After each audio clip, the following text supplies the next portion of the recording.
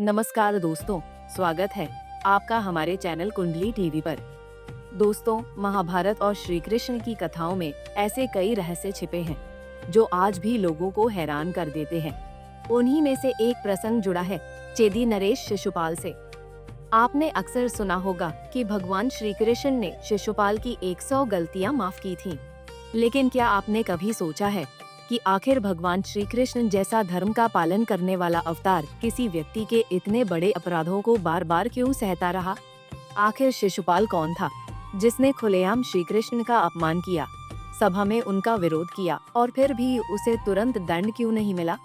आखिर इसके पीछे की कथा क्या है और तब क्या हुआ जब शिशुपाल ने 100 गलतियों की सीमा पार कर दी? तो दोस्तों, आज की इस वीडियो में हम जानेंगे श्री कृष्ण और शिशुपाल से जुड़े इसी रोचक और रहस्यमयी प्रसंग के बारे में। तो चलिए बिना किसी देरी के शुरू करते हैं। पौराणिक कथाओं में शिशुपाल और भगवान श्री कृष्ण का संबंध केवल इस जन्म तक सीमित नहीं माना जाता, बल्कि इसे कई जन्मों से चले आ रहे वैर से जोड़ा जाता है। मान्यताओं के अनुसार भगवान विष्णु के द्वारपाल जय और विजय को सनकादि ऋषियों के श्राप के कारण पृथ्वी पर जन्म लेना पड़ा। कहा जाता है कि उन्होंने अलग अलग युगों में भगवान के विरोधी रूप में जन्म लिया। पहले हिरण्याक्ष और हिरण्यकशिपु, फिर रावण और कुंभकर्ण, और बाद में शिशुपाल तथा अन्य विरोधी पात्रों के रूप में। इस जन्म में शिशुपाल के मन में श्री कृष्ण के प्रति शत्रुता के कई कारण बताए जाते हैं। उनमें सबसे प्रमुख कारण रुक्मिणी विवाह का प्रसंग माना जाता है। शिशुपाल विदर्भ राजकुमार रुक्मी का घनिष्ठ साथी था। रुक्मी अपनी बहन रुक्मिणी का विवाह शिशुपाल से करवाना चाहता था, जबकि रुक्मिणी स्वयं श्री कृष्ण को अपना पति मान चुकी थी। अंततः श्री कृष्ण रुक्मिणी को अपने साथ ले आए, जिससे शिशुपाल का क्रोध और बढ़ गया। इसके अलावा शिशुपाल का संबंध कंस और मगध नरेश जरासंध से भी था। वह कई अवसरों पर श्री कृष्ण के विरोधियों का साथ देता रहा। उसे यह भी विश्वास था कि श्री कृष्ण उसके 100 अपराध करने पर भी उसके प्राण नहीं हरेंगे। शिशुपाल के जन्म से जुड़ी कथा भी काफी रोचक मानी जाती है। कहा जाता है कि जन्म के समय उसका रूप सामान्य नहीं था। उसके 3 नेत्र और 4 भुजाएं थी और वह गधे की तरह रो रहा था। इसे देखकर शिशुपाल के माता पिता भयभीत हो उठे।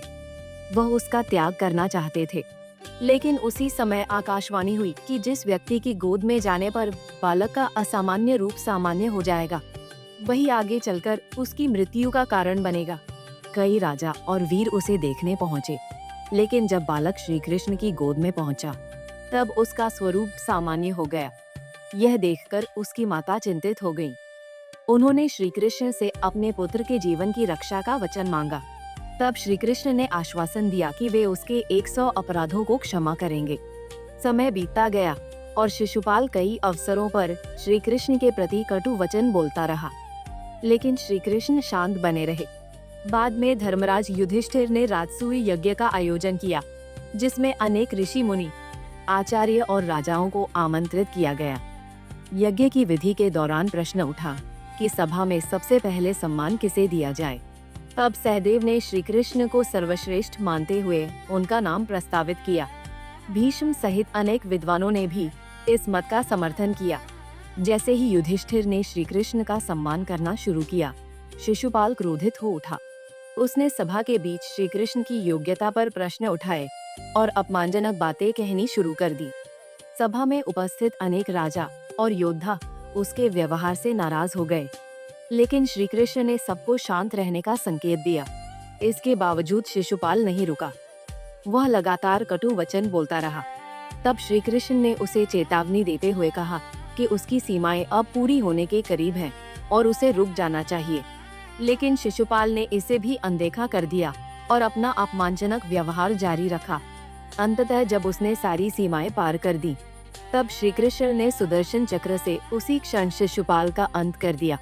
कहा जाता है कि उसके शरीर से निकली दिव्य ज्योति अंत में भगवान श्री कृष्ण में विलीन हो गई।